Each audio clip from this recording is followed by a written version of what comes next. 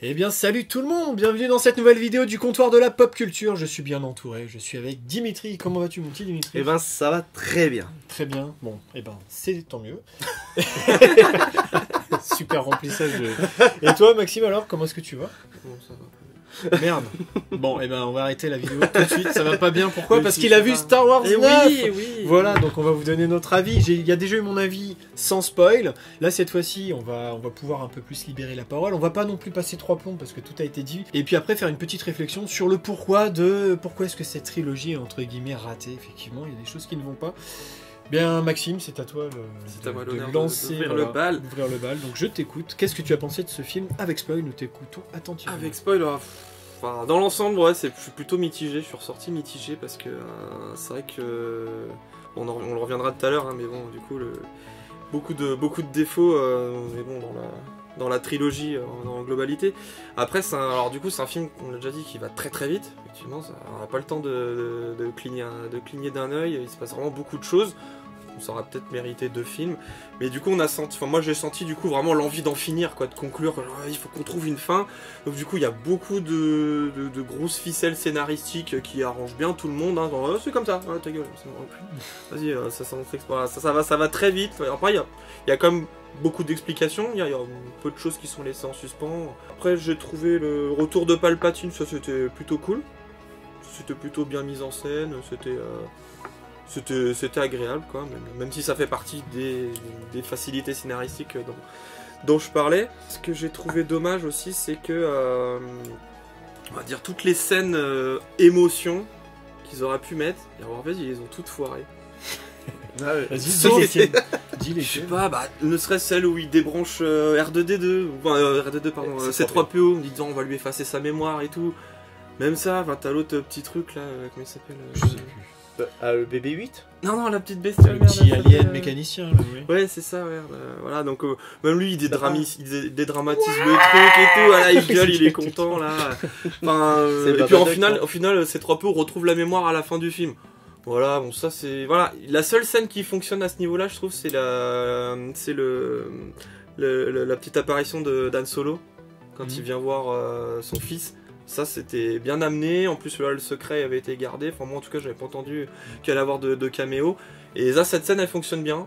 Voilà, donc globalement mitigé, ouais. Ok. Dimitri. Moi c'est une de mes déceptions de cette année. Alors je suis pas un gros fan de l'univers, de la saga, moi je regarde les films pour ce qu'ils sont. Je vais pas chercher globalement dans l'univers étendu, à telle page, un tel, machin il a dit ça, donc on l'a pas dans le film, donc c'est naze. Non, moi je suis pas du tout dans cette optique-là. Je suis pas un fan de Star Wars, mais par contre globalement, ce qui m'a vraiment extrêmement dérangé dans ce film, c'est pas la rapidité, mais c'est justement la facilité scénaristique qu'ils ont utilisée sur beaucoup de révélations, voire même toutes les révélations qu'on a dans le film. J'avais découvert le twist, je tiens à le signaler, de que Rey était une Palpatine sur mon Twitter. C'était le 5 septembre, je l'ai mis en tweet épinglé exprès. Vous pouvez y aller, il n'y a pas de problème. Le 5 septembre, je l'ai tweeté, j'ai rêvé de ça. Dans ce film-là, ils font pas mal d'erreurs, et ces erreurs jouent sur la cohérence de l'univers et de la trilogie. Exemple toute bête. Donc dans l'épisode 4, nous avons donc la création de l'étoile noire, donc vaisseau, on va dire, qui est fait pour exterminer des planètes. Oui. Starkiller dans le 7, ça en explose 3 d'affilée, oui. D'un coup. Là, c'est un destroyer. Maintenant, c'est des canons simplement montés sur des vaisseaux. Qui détruit des planètes. Ça, et en plus, mais sorti de nulle part les destroyers. Et je rappelle, il n'y en a pas un, il y en a 10 000 des destroyers. Donc c'est 10 000 planètes potentiellement qui vont exploser. Mais j'ai trouvé des bonnes choses, on va dire, dans le film, surtout dans la réalisation. Je trouve que les plans font très comics. Ça m'a fait extrêmement penser à des planches de BD ou même à quelques passages à des petites peintures, on va dire Star Wars, des beaux artworks qu'on pourrait mettre, on va dire, pour des fans, on va dire, dans une chambre, dans un cadre ou un truc comme ça. Moi, il y a des trucs qui m'ont profondément fait mal, quoi. Je veux dire, c'est la partie spoil, hein. Ouais, mais franchement, les trucs qui m'ont fait mal, déjà d'une, pendant tout le film, Finn, il a envie de dire un truc à Rey, oui, et là, à la fin, tu te dis... D'accord, le gars ressent la force, bon ok, c'est pour faire une cohérence avec le 8, puisque Rian Johnson dans le 8, il dit que tout le monde peut ressentir la force. Il a essayé de rattraper des choses, mais globalement, tu vois, le personnage de Rose qui a été instauré par Ryan Johnson, là, il a fait 2 minutes 52. Ah si, allez, un truc que j'ai vraiment aimé, et vu qu'on est dans la partie spoil, le flashback en fait qui raconte que Léa était maître Jedi, ça j'ai vraiment kiffé, et qu'elle a arrêté pour des raisons personnelles, puisque bah, elle est tombée enceinte, hein, tout simplement.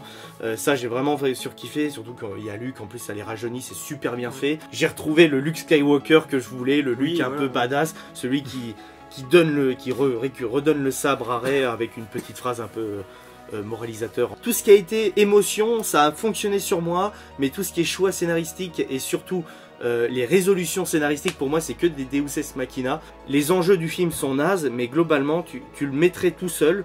Et ben, je trouve que de la trilogie je prendrais celui-là parce qu'au moins il a cet esprit Star Wars. Alors moi je veux pas rajouter trop de choses hein, par rapport à ce que j'avais fait dans ma version sans spoil, juste que bon effectivement c'était une mission impossible hein, pour J.J. Abrams, qui je trouve s'en est plutôt mal, pas trop mal démerdé. Après, Il a bien sauvé, je trouve qu'il a sauvé les meubles personnellement. Après mes attentes étaient clairement en deçà. Après l'épisode 8, c'est-à-dire quand je suis allé voir l'épisode 7, elles étaient très élevées, le 8 aussi, mais le 9, elles étaient moins élevées.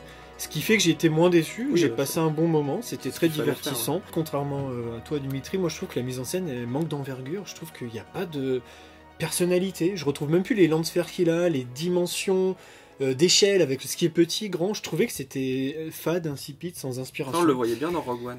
J'ai bien aimé l'espèce de petite continuité qu'il a essayé de faire avec donc la Force pour tous qui est que pour Finn finalement. Autre petit lien qui a été repris et ultra développé dans l'épisode 9, c'est le fait que via la Force tu puisses te passer des objets, donc ça se faisait juste avec une goutte d'eau dans le 8. Là c'est vrai qu'il y allait à fond quoi. Il y allait à fond, mais pourquoi pas, moi ça me gêne pas de voir des nouveaux pouvoirs de la Force. Et effectivement, on a aussi le Luke Skywalker qu'on retrouve. Alors c'est vrai, tu dis on retrouve Luke badass, tout ça, mais en fait à la fin du 8, il est plus ou moins comme ça. On a un peu tendance à l'oublier parce qu'on l'a vu déprimé au début du 8. Mais là, du coup, il y a quand même une continuité de Luke entre le 8 et le 9, parce qu'à la fin du 8, rappelez-vous, il retrouve espoir, il retrouve foi dans les Jedi grâce à Rey, donc c'était pas trop gênant. Vous parlez d'émotion, moi il y a un endroit, il y a un moment, j'avais presque la larme à l'œil, c'est quand j'ai vu la réaction de Chewbacca quand Leia meurt en fait. Ça oui, j'ai trouvé ça. Bah, j'ai trouvé que là ça marchait. Ouais, ça marchait. C'était ce qui m'a plus fait vibrer. C'est triste, il faut que ce soit ça. Enfin. Mais ça aurait mérité plus d'être pour conclure une saga. Bon après, je t'entends bien que Disney, ils ont envie de faire crever des personnages, des grands personnages au niveau commercial, ça peut pas marcher. Mais ils ont raté l'occasion de effectivement de tuer quelques personnages importants qui auraient pu rajouter un drama. Ouais, exactement. Ouais, dommage. Et dernière chose que j'ai bien aimé, qu'on n'avait jamais vu, c'était, alors c'est un peu tiré par les cheveux, etc., mais c'est l'espèce de course-poursuite avec les sauts spatiaux. J'ai trouvé ça trop bien et trop bien rythmé, et j'avais jamais vu ça, moi, en fait. Quand, en fait, Poe a le faucon, et qu'il fait des sauts, dans l'espace. Si, moi, je l'avais vu, on le voit dans les Gardiens de la Galaxie, un peu. Les sauts dans le temps. Effectivement. Du coup, ça m'a fait penser à ça, m'a rappelé ça, moi. Mais j'avais trouvé ça bien d'arriver dans une planète différente, et c'était original, je trouvais. Mais ça, c'est de la mise en scène. Bah là j'ai bien aimé, c'est pour ça que je le mets en positif. Voilà. C'est un des rares trucs de Abrams que je salue. T'as pas aimé l'intro? Je trouve que l'intro est... Non mais ça va, mais il n'y a pas de plan, il n'y a pas d'imagerie, je trouve que dans le 8 il y en a plus encore que dans celui-ci. Ah non mais le 8 esthétiquement parlant, c'est vrai qu'en plus... là je trouve celui-ci, il y a même plus ces lance flares et tout ça, enfin tu vois, c'était... Je sais pas, il est allé à l'efficacité, à la rapidité, et... Il a privilégié entre guillemets le fond plutôt que la forme. Après c'est tu vois, parce que moi, tu vois, quand je prends l'intro, il y a un plan qui me tracasse à chaque fois que je le vois. Il est dans la bande-annonce. C'est Kylo qui passe à côté de la caméra, qui dégaine son sabre et qui passe à côté, et que t'as vraiment cette impression que le sabre est à côté de toi et ça fait vibrer carrément les enceintes. Ça m'a pas marqué quoi. Vraiment, toi, vraiment tu fais waouh. Moi ça me et puis en plus t'as cet effet de poussière si on arrive sur la planète 2 des sites. Et qui est génial. Bah moi, tu vois, il y a des plans comme ça qui... Après, on n'est pas tous marqués. C'est de la subtilité. J'ai raison, t'as tort. Donc ensuite... non, je rigole. Non, mais après, on n'a pas tous la même sensibilité, on va pas tous faire attention aux mêmes détails. Ça se trouve, je revois le film une deuxième fois, ça va plus me marquer parce que je vais moins me concentrer sur l'histoire, j'en sais rien, quoi. Donc maintenant, j'aimerais vraiment qu'on fasse rapidement une petite réflexion sur pourquoi... Parce qu'il faut quand même le dire, cette saga était globalement ratée, quoi. Enfin, moi, sauf commercialement, je pense. Ouais, mais pas plus que ça, franchement. Après, je pense qu'ils ont après peut-être plus sur le long terme, parce qu'ils ont développé. Il y a une profusion de personnages, produits dérivés derrière. Enfin, tous les films se sont bien placés au box-office. Mettons de côté le côté commercial dans ce cas-là. Pourquoi est-ce que c'est raté? Moi, je pense, honnêtement, je vais vous donner mon avis. Après, je vous écouterai. Pour moi, le gros problème, c'est qu'il y avait une absence de vision initiale. C'est-à-dire qu'il n'y a pas eu on est ici dans l'épisode 7, on va mettre un enjeu dans cet épisode 8, et à la fin, l'épisode 9, on va arriver à ce dénouement. Il n'y a pas eu cette vision, et ce qui fait qu'on a un gros manque de cohérence. Le problème, c'est que, alors c'est très louable de la part de Kathleen Kennedy, qui a repris la place de George Lucas, c'est de laisser plus libre cours au créatif, à l'imagination.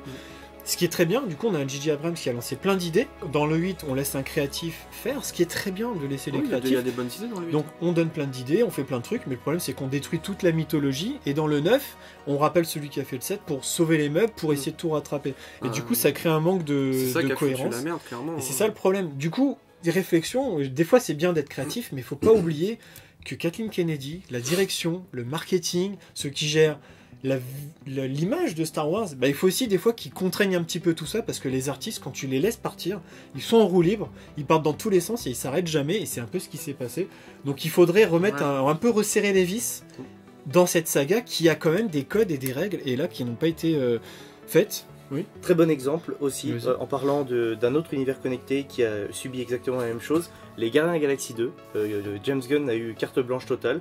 Et c'est un... Mais des fois, c'est pas forcément bon, quoi. Tu vois, ça aurait été bien dans le 7, tu teases petit à petit. Tu vois, s'ils avaient su cette volonté de mettre Palpatine dans l'épisode 9, de le teaser... que ça a vraiment été pondu au dernier moment. Mais non, mais ça aurait été bien de le teaser. Dans le 8, t'as des petites révélations. Rey, c'est une Palpatine. Tu entrevois, tu comprends qu'il y a peut-être Sidious au-dessus de Snoke, j'en sais rien. Et puis dans le 9, c'est vraiment... Là, t'attends le 9, tu dis putain, j'ai trop envie de voir le 9. Sidious, là, et on nous l'a teasé pendant 2 films. Mais non, en fait, on nous le tease pendant une bande-annonce 3 mois avant que le film y sorte. Du coup, ça marche pas. Et par un rire. Ouais, par un rire. Mais du coup, ça marche pas. Ça en fait quand même un film plaisant, y a pas de souci. Oui, non, mais voilà. Et puis, autre chose aussi que je trouve qui manquait un petit peu dans ce film, c'est un petit peu de douceur, de romance, un peu d'amour, je trouve. C'est un peu le problème de Disney, je trouve, ils partent un peu trop dans le politiquement correct, des fois, avec, tu vois, par exemple, Poe Dameron, qui peut même pas avoir une relation avec une nana à cause de tout ce qui est mouvement, enfin tu sens qu'il y a ce truc là du en plus lui Oscar Isaac, ils peuvent même plus faire une relation dans un Star Wars parce que ça va être vu comme la femme objet, tout ça, mais non, mais arrêtez quoi. Pourtant Oscar Isaac lui l'avait poussé pour avoir une relation gay avec Finn. Bah ça, oui, ça aurait été vraiment ça aurait été cool couillu de le faire. Bah, en fait, oui, parce que là t'as un petit baiser lesbien de merde qui sert à rien. Qui a été coupé dans la majeure partie des pays. Pendant les 3 films, il n'y a pas une note d'amour et vous mettez quand même un truc d'amour, un truc gay. C'est histoire de dire oui, on l'a fait quoi. C'est bon, le cahier des charges est respecté, on l'a fait. Ça aurait dû être mieux fait que ça. Et ouais, il n'y a pas de romance. Moi, pourquoi pas Rey et Kylo, mais pourquoi pas faire une romance? Ouais, mais du coup là c'était trop artificiel. Mais là, il y a une diade dans la force, machin. Non, mais attends, ça arrive à la fin. Ouais, mais tu vois, c'est une attirance, ok. Mais oui, comme vous dites, il n'y a pas de truc, mais c'est une attirance purement au niveau de la force. Tu vois, c'est pas l'amour, tu vois. Le baiser, il a rien à foutre là. On est d'accord quand même que quand tu sors du set, à la fin, tu te dis, ouais, c'est une Skywalker. Oui, et à la fin, là, bon, c'est une Palpatine, mais le gros, mais quand on sait que quel est ton nom, Rey Skywalker. Non. Non, mais après, bah si, mais ça c'est philosophique. C'est le message. En gros, si on choisit qui on a envie d'être. T'es pas obligé d'être relié à ton sang. Ça, c'était pas ce qu'il y a de pire, je trouve. Non, honnêtement. Non, mais ouais, mais bah oui, bah peut-être. Tu vois, elle veut pas être une Palpatine, elle veut s'émanciper de son sang. Je suis d'accord. Bon, bah du coup, je pense qu'on a assez dit. En gros, il y a des gros problèmes. Hein. Mais maintenant, le futur, qu'est-ce que ça va donner? Alors moi, j'espère que ça va aller. Donc il y a un épisode prévu en 2022 en alternance avec Avatar. On sait pas encore quelle forme il va avoir. Peut-être reprendre. C'est des rumeurs, peut-être se passer 300 ans dans le passé, intégrer Yoda, etc. Pourquoi pas? Ça peut être pas mal. Surtout quand on voit que ça redémarre plutôt bien avec The Mandalorian. Et oui, j'ai eu la chance d'aller aux États-Unis pendant plusieurs semaines et de voir. Mytho. Alors, t'as téléchargé comme tout le monde. Non, c'est même pas vrai. En plus, on me l'a donné. Et le naïf, tu regarderas dans la vidéo. Et je te jure, je fais putain, il est parti au States, il me le dit pas. Mais du coup, parce que Disney Plus faut être aux États-Unis, tu peux pas l'avoir autrement quoi. Il y a pas des... Non mais c'est vrai, c'est abusé quoi. C'est normal, vous aussi vous l'avez vu. On allait pas attendre mars 2020 comme des cons, franchement. C'est clair. Mais du coup, mais putain, mais j'ai kiffé The Mandalorian, mais c'est trop bien pour moi. C'est une très bonne surprise. Alors, je vous donne mon avis. J'ai adoré The Mandalorian parce que je me dis, waouh, on peut faire un truc nouveau. Donc bravo Jon Favreau qui est un peu un mec qui touche à tout. Enfin, lui au moins il a la vision. Il a lancé, ouais, il a une vision. Il a lancé Marvel. Chaque épisode est réalisé par quelqu'un avec d'autres. Ouais. Mais il a lancé Marvel avec Iron Man, ça a cartonné. Le Roi Lion cette année, bon, on peut dire ce qu'on veut, mais ça a cartonné. Donc il éclate tout dans Marvel, il éclate tout chez Disney, et maintenant chez Star Wars, il éclate tout. Donc filez-lui la prochaine trilogie, quoi. Carrément. Même si c'est plus ou moins Yes Man, qui n'a pas forcément de tonalité, mais il a une vision, comme tu dis. Et moi j'ai trouvé ça génial, j'adore l'imagerie, les visuels qui sont ultra classe, je trouve que c'est très travaillé, c'est vraiment de qualité. Par comparaison, je me suis... Alors c'est pas le même budget, mais j'ai vu The Witcher à côté que j'ai trouvé vraiment cool. Pourtant le budget est à peu près le même. Mais The Witcher, 10 millions il y a par des moments, épisode. ça fait cheapos. Là, Mandalorian, c'est nickel tout le temps. Après, c'est pas le même budget. Il y a des thématiques fortes. Puis les épisodes sont plus courts. Ils sont plus courts, très bonnes, ça dure entre 30 et 40 minutes, à part peut-être les derniers qui fait quasiment 50. Qui sont un peu plus longs. Mais la moyenne c'est 30 minutes. 30 minutes. J'ai pas vu les derniers encore. Mais il y a des thématiques fortes. En fait, ils arrivent à t'intégrer la thématique de la famille. Alors, on va pas spoiler, mais je trouve qu'il y a quand même le lien de la paternité. Alors, pas forcément avec la famille du sang, mais avec la famille spirituelle, ou en tout cas la famille par pas obligation, mais par responsabilité. Entre ce Mandalorien et vous l'avez tous vu, ce petit bébé Yoda qui n'est pas bébé Yoda, mais tout le monde le note comme ça. Mais oui, en fait, il fait parler. Après, ça marche toujours, quoi. Le mec ténébreux qui fait pas. Au final, il fait parler son cœur, quoi. Ça marche toujours. Gérald, on en revient, mais ça le rend attachant, parce que cette espèce de grosse brute avec ce petit truc mignon, putain, mais ça marche, quoi. T'as ce lien de paternité. J'ai beaucoup aimé le rythme aussi, comme tu dis, les épisodes. Il y en a certains qui ont critiqué parce qu'il y avait des épisodes où il se passait rien, apparemment. J'ai adoré ces épisodes où il se passe rien, parce que ça permet une respiration entre deux épisodes fil rouge, et ça permet de développer, de comprendre la mentalité de Mando. Et putain, mais j'adorais ces épisodes, quoi. Et vraiment, puis partout, il y a cette patine vintage. Carrément, vraiment l'impression que ça a été tourné à la même époque que la saga originale. Mais carrément. La première trilogie. On est tout le temps avec lui, au plus proche de lui, donc ça, j'ai trouvé ça cool aussi.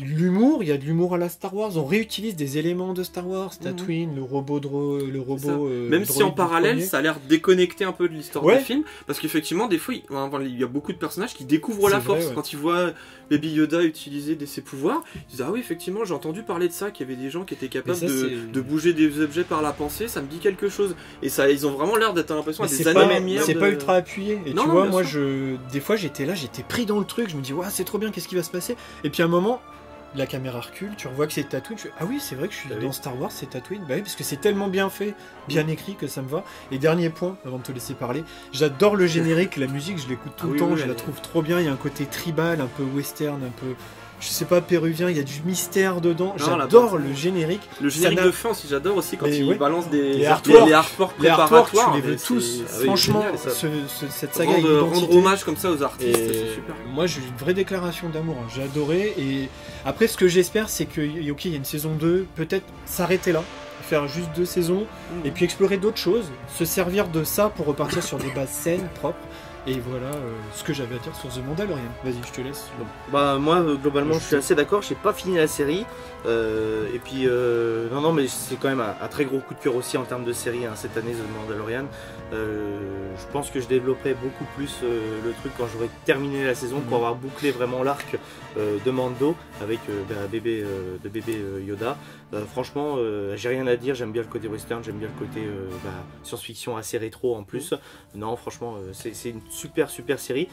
Et vous pourrez retrouver mon avis donc sur le Disney Gazette. Donc voilà. Ce que j'ai écrit. Oui. J'ai écrit pour le Disney Gazette. On mettra le lien. On mettra un lien. Quand l'article sortira, donc ça sera pas avant mars. Parce que on mettra pas le lien. Et voilà, moi du coup, je pense que pour Disney, on peut dire que this is the way. This is the way. This is the way. This is the way. Merci d'avoir suivi cette vidéo, on espère que ça vous a plu, d'avoir cette petite avis avec spoil, bon ça partait dans tous les sens, maintenant vraiment n'hésitez pas à nous dire ce que vous pensez de la saga Star Wars, est-ce que Disney a détruit Star Wars, est-ce que on est sur un renouveau avec The Mandalorian, est-ce que tous les espoirs sont permis, est-ce que Jon Favreau est le nouveau Luke Skywalker de la galaxie Star Wars. Galaxie Disney. Voilà, peut-être, il va reprendre Pixar après, il va tout faire le mec, n'importe quoi. Voilà, écoutez, merci à vous d'être venu, d'avoir répondu à l'appel de Palpatine pour venir donner votre avis sur ce film, sur ce gros monument. On se retrouve bientôt pour parler de jeux vidéo, d'univers de pop culture. On vous fait plein de bisous, à bientôt, vive la magie de Star Wars, parce qu'on y croit quand même, c'est quand même une saga qu'on aime. Ah oui. On va suivre tout ça de très près. Ah oui, voir non, ce mais que ça va franchement, donner. oui. C'est- pour ça qu'on en malgré, parle. malgré cette déception, j'irai voir la prochaine trilogie et j'irai encore plus la voir s'ils annoncent The Old Republic. Hein.